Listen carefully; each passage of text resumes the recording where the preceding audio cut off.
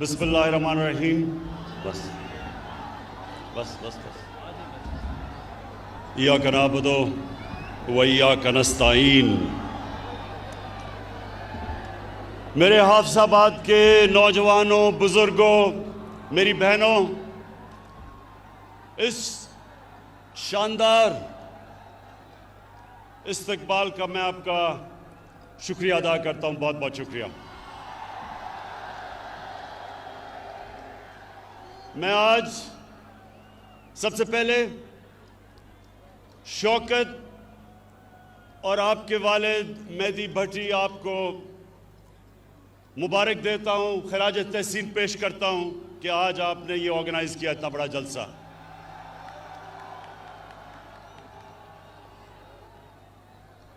आज हमने हाफिजाबाद यूनिवर्सिटी और 400 बेड का डिस्ट्रिक्ट हॉस्पिटल बनाने का फैसला किया।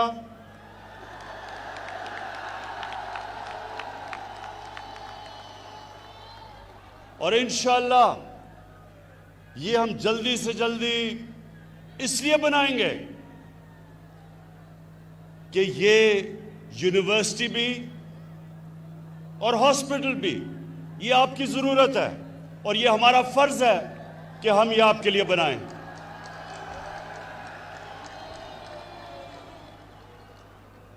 उससे ज़्यादा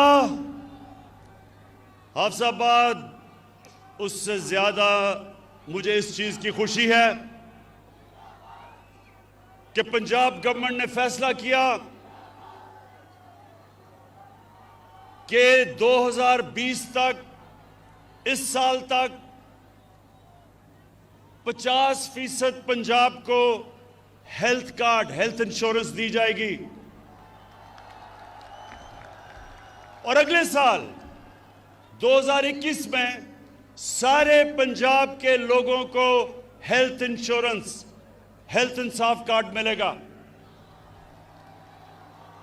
अब मैं आपको समझाना चाहता हूं कि हेल्थ कार्ड है क्या। ये मेरी बहनें आप खास तौर पे सुने। एक घर में सफेद पोश घर, तनख्वाहदार लोगों का घर, मजदूर का घर, अगर बीमारी होती है वालिदैन को, बच्चों को, तो ये जो हेल्थ कार्ड है ये एक खानदान में 10 लाख रुपए तक कहीं भी इलाज करवा सकेंगे। सरकारी अस्पतालों में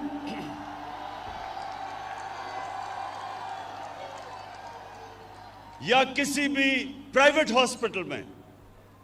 ये पहली दफा पाकिस्तान की 73 साला तारीख में एक आम आदमी को एतमाद होगा कि अगर घर में बीमारी होती और पैसे नहीं, हमारे पास हेल्थ इंश्योरेंस होगी। मैं आपको ये बता चलूं हाफिजाबाद के लोगों कि दुनिया में अमीर तरीन मुल्कों में भी इस तरह की हेल्थ इंश्योरेंस नहीं होती जो आज पाकिस्तान में हमने फैसला किया कि केपी और पंजाब में हम लेके आए।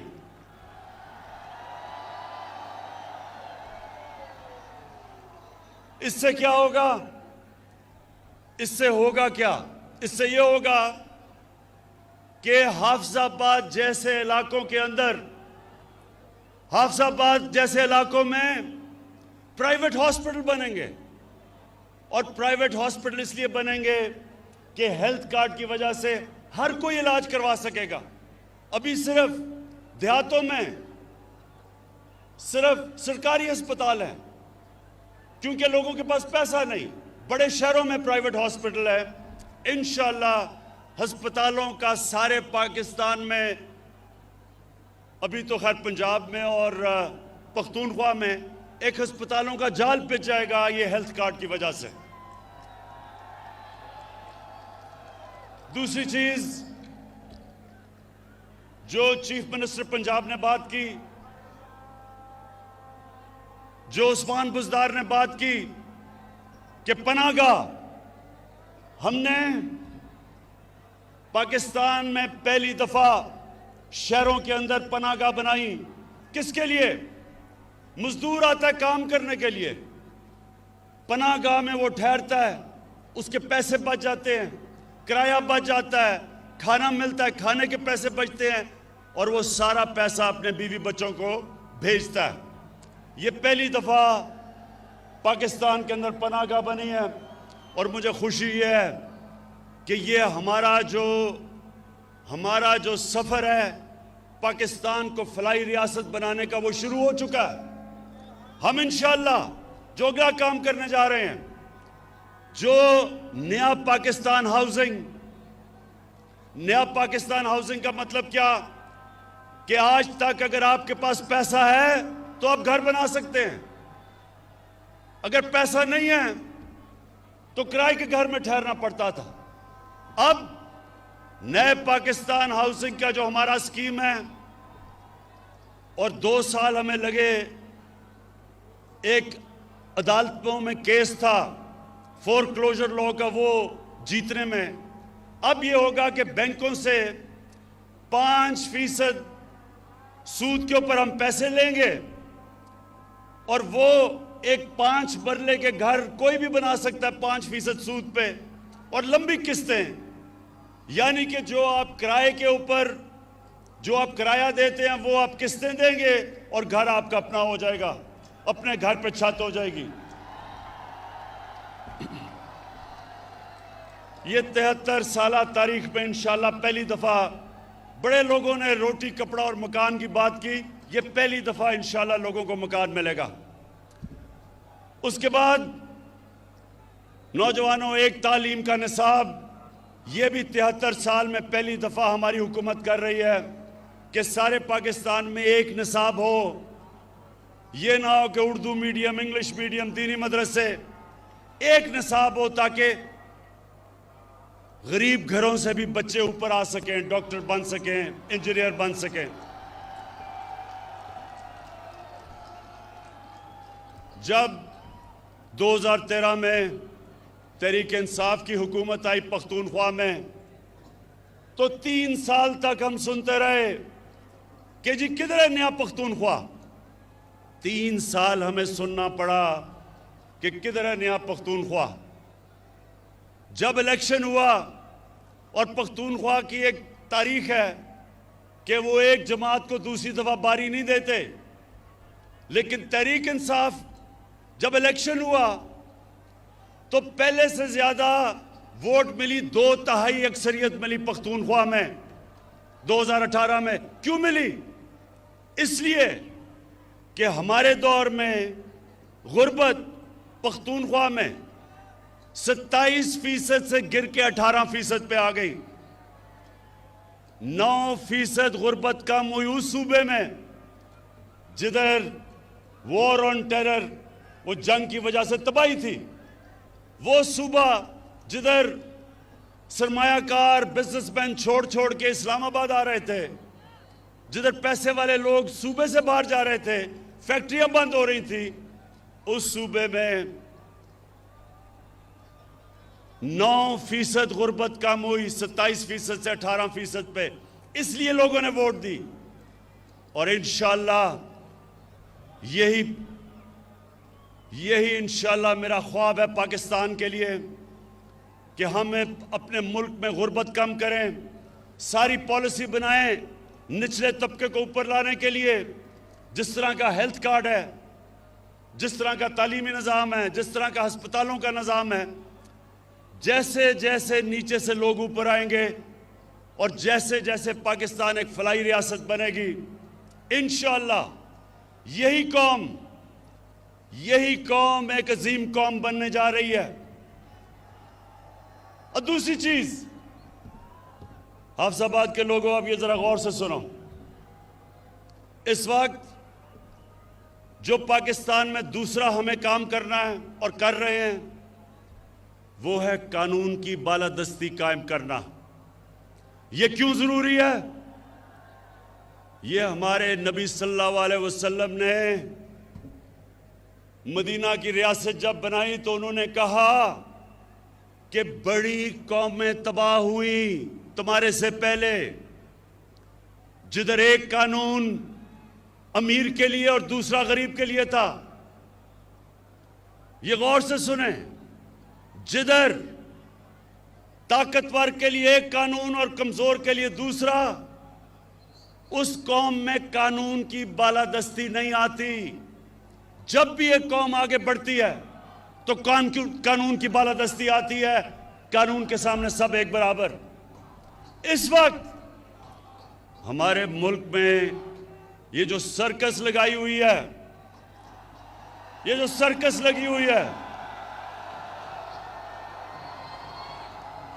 ये वो लोग हैं 30 साल से इन्होंने इस मुल्क को लूटा। ये अमीर तरीन हो गए और कौम को कर्जों में डुबा दिया। इनके लिए एक और कानून था, आम चोर जो भैंस चोरी करता था या जो मोटरसाइकिल चोरी करता था, उसके लिए एक और कानून था। और ये जो अरबों रुपया चोरी करके मुल्क का बाहर लेके जा रहे थे, इनको पाकिस्तान का इंसाफ का निजाम नहीं पकड़ता था। अब इनको मुश्किल पड़ गई है। पहली दफा जो केसेस नैब के अंदर इनके दौर में बने हुए थे, हमने नहीं केसेस बनाए, ये इनके दौर के केसेस थे। वो अपने दौर में तो ये एक दूसरे को पूछते नहीं थे। हमारे दौर में हमने नैब को आज़ाद छोड़ दिया है। इनके दौर में नैब इनकी गुलाम थी, हमारे दौर में आज़ाद है। अब ये सारी ब्लैकमेल इसलिए मुझे कर रहे हैं कि ये चाहते हैं कि मैं किसी तरह नैब को ख़त्म कर दूं ताकि इनकी चोरी बच जाए। हाफिजाबाद के लोगों, पहले मुझे बताओ, क्या मैं इनको छोड़ दूं?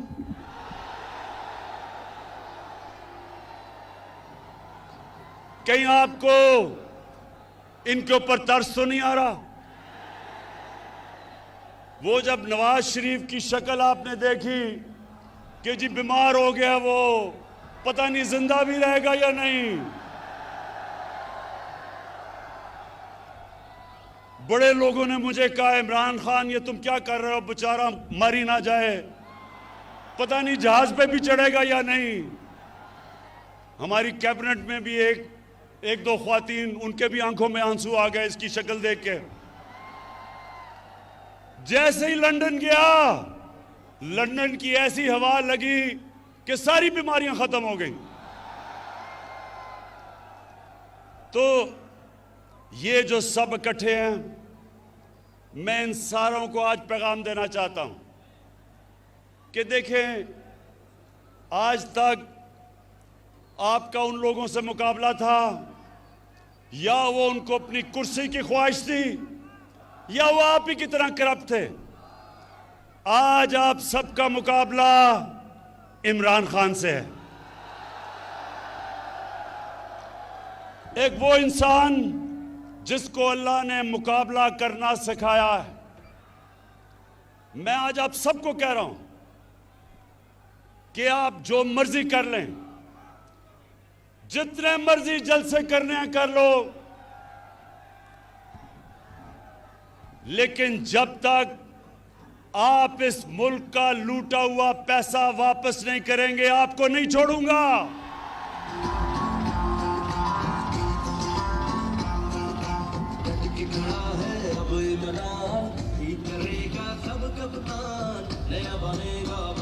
बस। अच्छा, इन्होंने पहले पूरी कोशिश की कि माशियत के ऊपर कहा जी माशियत खराब हो गई, इसको निकाल दो। फिर कहे जी महंगाई हो गई। इनके पिछले 10 साल में देखें कितनी दफा महंगाई आज से बहुत ज्यादा थी। फिर कहा जी कि वो कोरोना के अंदर इमरान को नहीं समझ कि वो जिस तरह नरेंद्र मोदी ने बंद किया था अपना मुल्क, इमरान खान को भी करना चाहिए। अल्लाह अल हक है, अल्लाह का शुक्र अदा करता हूं, उसने हमने कोरोना से भी बचा दिया। फिर इन्होंने एक फैटफ एक ऐसी चीज है जिसमें पाकिस्तान को इनकी वजह से ग्रे लिस्ट में डाला हुआ है।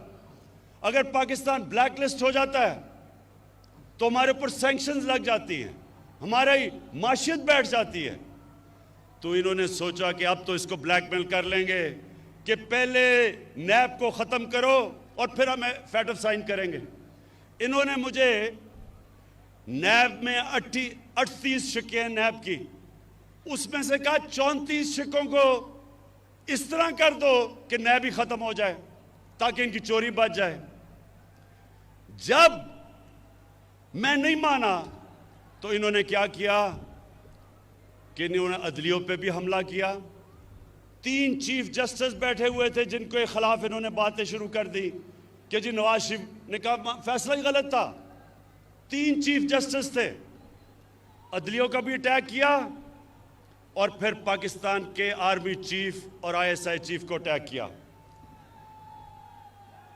आर्मी चीफ और ISI चीफ को अटैक करने का मतलब फौज को अटैक करना। यहां मेहदी भट्टी बैठे हैं, इनका बेटा बलूचिस्तान में शहीद हुआ। इस तरह के कितने हमारे फौजी शहीद हुए हैं हमें हमारी हिफाजत करते हुए।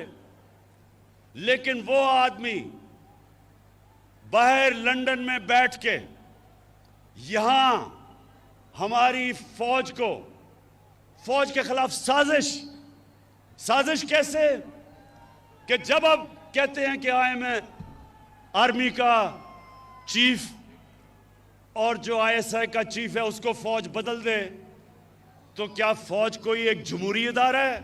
क्या उन्होंने नो कॉन्फिडेंस मोशन पास करना है? वो ये कह रहा है कि फौज के अंदर बगावत की जाए, वो ये कह रहा है कि फौज कू करे, यानी कि हमारी फौज तबाह हो। अपनी चोरी बचाने के लिए नवाज शरीफ तुम इधर तक पहुंच गए हो कि हिंदुस्तान की जुबान बोल रहे हो अपनी फौज के खिलाफ। इससे मेरा अज़म और मजबूत है कि तुम्हारी तरह के लोग, तुम्हारी तरह के मीर जाफर, मीर सादिक और मीर रियाज सादिक, इनको इंशाअल्लाह जब तक हम इनको कानून के नीचे नहीं लेके आएंगे और इनका पैसा नहीं निकालेंगे, इंशाअल्लाह मैं इनको नहीं छोड़ूंगा।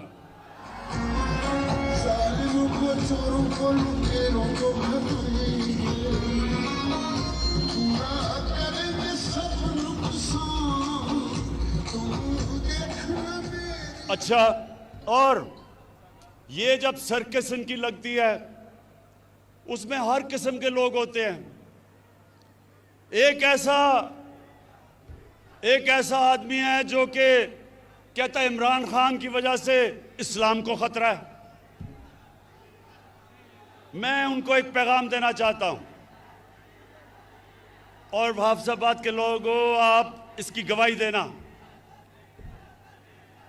आज तक पाकिस्तान की 73 साल तारीख में, हाँ मैं इसी की बात कर रहा हूं,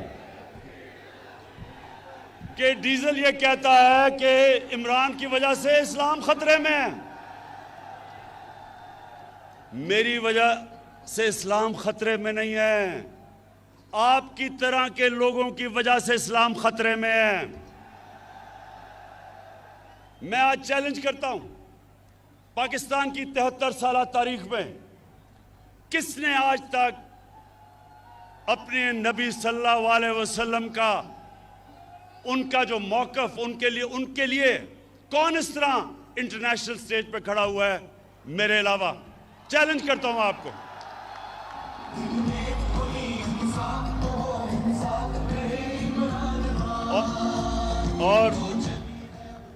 और ये मैं आपको बता दूं, ये किसी वोट के लिए मैंने नहीं किया, ये मेरा ईमान का हिस्सा है। हमारे नबी सल्लल्लाहु अलैहि वसल्लम हमारे दिलों में बसते हैं। आखिर में ये सारे जो सर्कस लगाई हुई है, ये कहते हैं कि इलेक्शन में धांधली हुई, ये सारे कहते हैं कि इलेक्शन में धांधली हुई। मैं इनसे सबसे पहले सवाल पूछता हूं कि अगर इलेक्शन में धांधली हुई तो मैंने तो आपको कहा था कि जिधर भी धांधली हुई हम तैयार हैं इलेक्शन खोलने के लिए। क्यों नहीं आ पाए? मैं आपको बताता हूं क्यों नहीं आए। 2013 में 137 पिटिशंस थी जिन्होंने कहा कि इलेक्शन में धांधली हुई नेशनल असेंबली में। 2018 में 137 की बजाय 90 थी, 50% कम पिटिशन थी। और नून लीग की सिर्फ 11 पिटिशंस थी पंजाब के अंदर और तहरीक इंसाफ की 14 थी। तो सवाल ये मैं पूछता हूं कि अगर धांधली हुई थी तो किधर हैं आपकी पिटिशंस? क्यों नहीं आपने कहा कि धांधली हुई? इलेक्शन कमिश्नर आपका, केयर टेकर आपकी, आपने सिलेक्ट किया था केयर टेकर इलेक्शन कमीशन, तो धांधली किसने की फिर? और जब मैंने आपको कहा था हम खोलने के लिए तैयार हैं, क्यों नहीं खोला? नौजवानों, एक मेरी बात सुन लें। जब मैं क्रिकेट खेलता था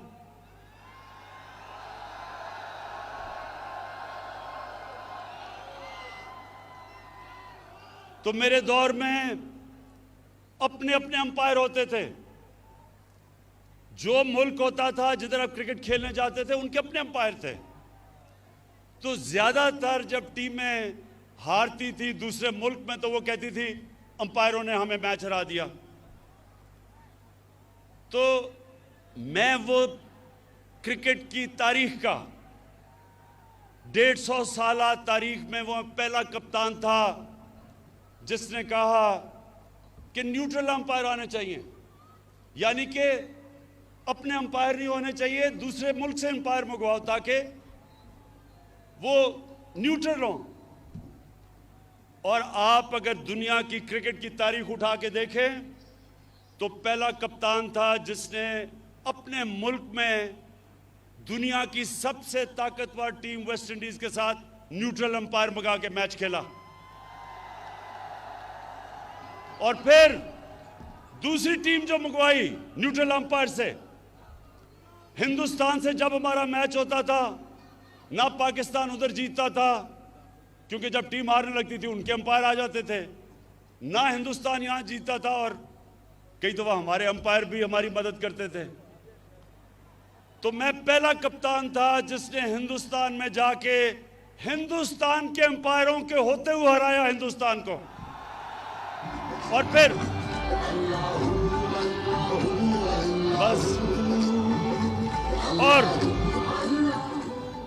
और फिर जब हिंदुस्तान पाकिस्तान आई तो हमने न्यूट्रल अंपायर से उनके साथ मैच खेला और हमारी वजह से आज दुनिया की क्रिकेट में न्यूट्रल अंपायर हैं। जो हारता है वो हार मान जाता है, वो कहता है क्योंकि अंपायर अब न्यूट्रल है। आज मैं आपके सामने वादा करता हूं अपनी कौम से, ये मेरी हुकूमत है जो पहली दफा पाकिस्तान में एक ऐसे इलेक्शन करवाएगी कि जो हारेगा वो भी मानेगा कि इलेक्शन साफ और शफाफ हुआ है। इसके लिए हम कई चीजें कर रहे हैं। हम इलेक्ट्रॉनिक वोटिंग कर रहे हैं। हम एक इलेक्ट्रॉनिक वोटिंग यानी टेक्नोलॉजी का फायदा उठाएंगे। हम इसके ऊपर पूरा काम कर रहे हैं। हम इंशाल्लाह सारे वो कदम उठाएंगे कि ऐसा इलेक्शन होगा जो सिर्फ पाकिस्तान में एक दफा हुआ था 1970 में, जब सबने कहा कि साफ और शफाफ इलेक्शन है। उसके अलावा सारे इलेक्शनों में जो हारता था वो कहता था कि इलेक्शन में धांधली हुई। ये जो अब इलेक्शन होगा, हम इलेक्शन रिफॉर्म्स कर रहे हैं, टेक्नोलॉजी लेके आ रहे हैं। जो जो चीज़ें हमने पूरा स्टडी किया कि कैसे साफ होगा, सारी इस्लाहत कर रहे हैं। और इंशाअल्लाह जिस तरह क्रिकेट की दुनिया में मैं पहला कप्तान था जो न्यूट्रल अंपायर लेके आया, आज इंशाअल्लाह पाकिस्तान भी याद रखेगा कि वो हुकूमत आई जिसने पहली दफा पावर में होते हुए साफ और साफ इलेक्शन करवा के भरपूर तरीके से इलेक्शन जीता। मैं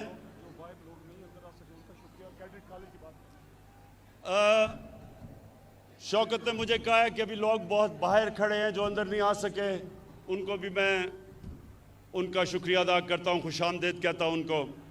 और मैं आखिर में ये फिर कहता हूँ कि हमने सारे जो इलाके हमारे पीछे रह गए थे और हाफिजाबाद भी पीछे रह गया था, हम आपके लिए पूरा काम करेंगे। आपके लिए यूनिवर्सिटी, आपके लिए DHQ बड़ा 400 बेड का हॉस्पिटल, और इंशाल्लाह ये जो कैडेट कॉलेज चाह रहे हैं, इंशाल्लाह एक कैडेट कॉलेज के ऊपर भी हम काम शुरू करेंगे। बहुत बहुत शुक्रिया।